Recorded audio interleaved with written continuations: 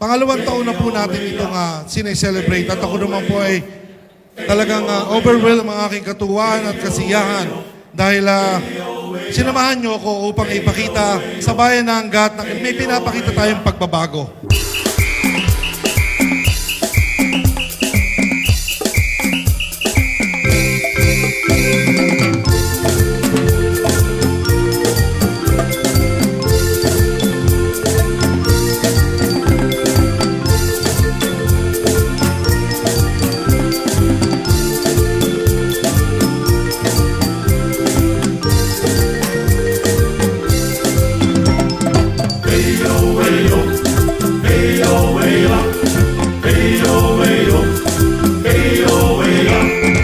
Pagkakakilala ng bayan ng Angat pagdating sa festival.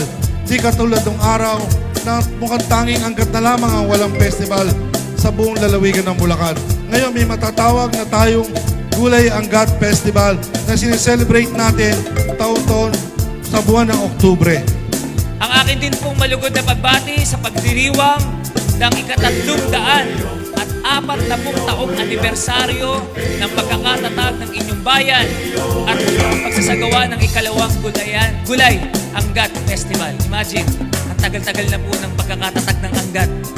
Pero yung festival, pangalawa pa lang. Eh sino ba ang nagsimula? Nandito yung taong nandito, yung mga nandito. Angat ka sa Angat, saan man sa mundo. Ipagmalaki mo, siling at husay. Ng lahing Angateño, kulitan ang lahi. At yaman Angat, Gulay Angat. Angat ka sa Angat.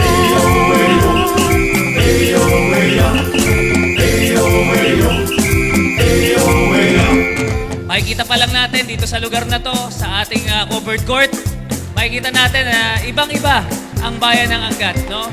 Dahil may kukumpara ko itong covered court ninyo sa ibang mas mayayamang bayan sa buong lalawigan ng Bulacan. Pero masasabi ko dito, hindi tayo pagpapawisan. Hindi tayo magmumukhang bilasa dahil naka-aircon, maganda yung facility, bagong-bago. Kaya congratulations, palakpakan natin Mayor Joar Bautista. Nakaka-proud po na nagmula po dito po sa ika-6 na distrito ang patuloy na umaangat at nakikilala na sa buong lalawigan ng Bulacan ang bayan ng Angat. Palakpakan niyo po ang bawat isa. Sapin, gulay at masustansyang lutuin mula sa ani sa mga parang at bukirin. Gulay Angat, angat ka sa Angat, saan man sa mundo. Ipagmalaki mo, siling at husay. Ng lahing Angateño, kunitan ang lahi. At yaman Angat, Gulay Angat. Angat ka sa Angat.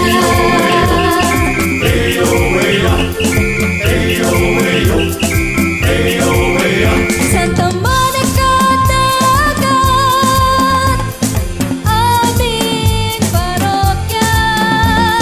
Sentro nito pananampalataya, Ilog Angat ay biyaya.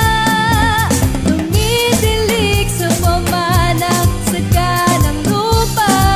Sa loob po ng isang taon, maraming imposible ang naging posible dahil sa pakikisa ng mamamayan at mga nanunungkulan dito sa bayan ng Angat kasama ang mga kawani at empleyado ng ating mamamayan. Nakikita nyo, andi dito lahat ng sangguniang bayan ng Angat. Isang pagpapakita na pag nagkakaisa ang nanunungkulan kasama ang mamamayan, malayo ang mararating. Malayo na ang narating ng bayan ng Angat. Malayo pa ang ating mararating. Hindi ito ang simula at hindi rin ito ang katapusan. Marami pa tayong pagsasama-samahan ng mga programa, proyekto patungo sa pag-asenso at reforma sa bayan ng Angat. Sa diwa pong ito, wini-welcome ko pong lahat at pinasasalamatan ko kayo. Maraming salamat po sa inyong lahat.